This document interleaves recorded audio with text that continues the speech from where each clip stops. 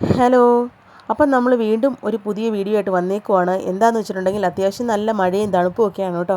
അപ്പോൾ ഇച്ചിരി കപ്പയും ചിക്കനും കൂടെ അങ്ങ് വാങ്ങിച്ചു. അപ്പോൾ ചിക്കൻ കറി വെക്കുമ്പോഴേ ഓരോരുത്തർക്കും ഓരോ സ്റ്റൈലുണ്ട്. അപ്പോൾ ഞാൻ എൻ്റെ ചിക്കൻ കറി സ്റ്റൈലൊന്ന് കാണിച്ചു തരാമെന്ന് വിചാരിച്ചു. അതാണ് കേട്ടോ ഈ വീഡിയോയിൽ നിന്ന് നമ്മൾ കാണിച്ചിരിക്കുന്നത്. അപ്പോൾ നന്നായിട്ട് ചിക്കനൊക്കെ കഴുകി റെഡിയാക്കി വെച്ചിട്ടുണ്ട്. ഗോതമ്പൊടിയിലാണ് കേട്ടോ ഞാൻ ചിക്കൻ കഴുകി വെക്കുന്നത്. എപ്പോഴും അങ്ങനെയാണ് ചിക്കൻ കഴുകാൻ ഉപയോഗിക്കുന്നത്. ഗോതമ്പൊടി അല്ലാന്നുണ്ടെങ്കിൽ മഞ്ഞപ്പൊടിയാണ് കേട്ടോ ഉപയോഗിക്കാറുള്ളത്. അപ്പോൾ നന്നായിട്ട് കഴുകിയെടുത്ത് ചിക്കൻ വെള്ളം തോരാൻ വേണ്ടിയിട്ട് വെച്ചിട്ടുണ്ട്. അത് കഴിയുമ്പോഴത്തേക്കും നമ്മൾ ചട്ടി അടുപ്പത്ത് വെച്ചു. എന്നിട്ട് എണ്ണ ഒഴിച്ച് കൊടുത്തു കേട്ടോ. നന്നായിട്ട് ചൂടായിട്ടുണ്ട്. ചൂടായി കഴിഞ്ഞപ്പോഴത്തേക്കും നമ്മൾ ഇതുപോലെ തന്നെ അങ്ങോട്ട് പെറുക്കിയിട്ട് കൊടുക്കുക. നമ്മുടെ ചിക്കൻ അങ്ങോട്ട് പെറുക്കിയിട്ട് കൊടുത്തു. ഈ ചട്ടിയാണെങ്കിൽ അച്ഛൻ നേരത്തെ ഉണ്ടാക്കിയതാണ്. ഞങ്ങൾ എപ്പോൾ ചിക്കൻ വെച്ചാലും ഈ പാത്രത്തിലാണ് നമ്മളെപ്പോഴും ഉണ്ടാക്കാറ് കേട്ടോ. അങ്ങനെ ചിക്കനൊക്കെ പെറുക്കിയിട്ടു അതിനകത്തേക്ക്. എന്നിട്ട് നമ്മളിതിന് വെള്ളം പറ്റാൻ വേണ്ടിയിട്ട് ചട്ടുകവും അച്ഛൻ ഉണ്ടാക്കിയതാണ്. ഞങ്ങളുടെ സ്പെഷ്യൽ ചട്ടുകമാണ് കേട്ടോ ഇത്. ചട്ടുകം വെച്ച് അങ്ങോട്ടും ഇങ്ങോട്ടും വകഞ്ഞ് മാറ്റിയിട്ട് കൊടുത്താൽ മതി. കാരണം എന്താണെന്ന് വെച്ചാൽ അതല്ലേ പൊടിഞ്ഞു പോകും.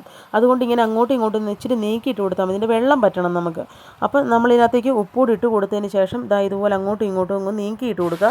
ഒത്തിരി കുത്തി ഇളക്കരുത്. ഇത് പൊടിഞ്ഞു പോകുന്നതുകൊണ്ട് ഒത്തിരി കുത്തി ഇളക്കേണ്ട ആവശ്യമൊന്നുമില്ല. ഇങ്ങനെ കുറച്ച് നേരം അതങ്ങനെ ഇരിക്കട്ടെ. അപ്പോൾ ഞാൻ ഇതിനകത്തേക്ക് കുറച്ച് വെളുത്തുള്ളിയും കൂടി ഇട്ട് കൊടുക്കുവാണ്. വെളുത്തുള്ളി ഇഞ്ചിയൊക്കെ നമുക്ക് ഇതിനകത്തേക്ക് തന്നെ ആദ്യം തന്നെ ഇട്ട് കൊടുക്കാം. അതാകുമ്പോൾ അതിൻ്റെ ആ ഒരു ഗുണമെല്ലാം അപ്പം തന്നെ പിടിച്ചോളും.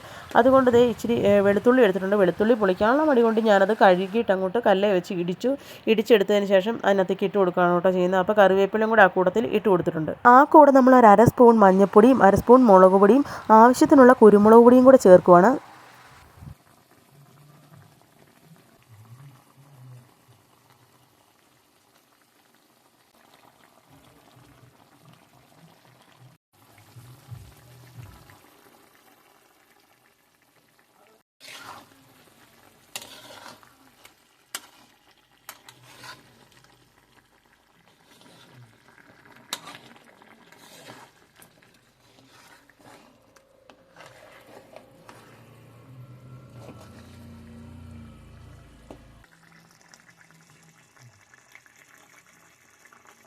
ചിക്കൻ അവിടെ വെള്ളം വറ്റാൻ വെച്ചിട്ടേ നമ്മൾ അടുത്ത പരിപാടിക്ക് പോയി. വേറൊരു പാത്രം എടുത്ത് വെച്ചു. അതിനകത്തേക്ക് നമ്മൾ മല്ലിപ്പൊടി, മുളക് പൊടി, ചിക്കൻ മസാല ഇട്ട് നന്നായിട്ട് മൂപ്പിച്ചെടുത്തു.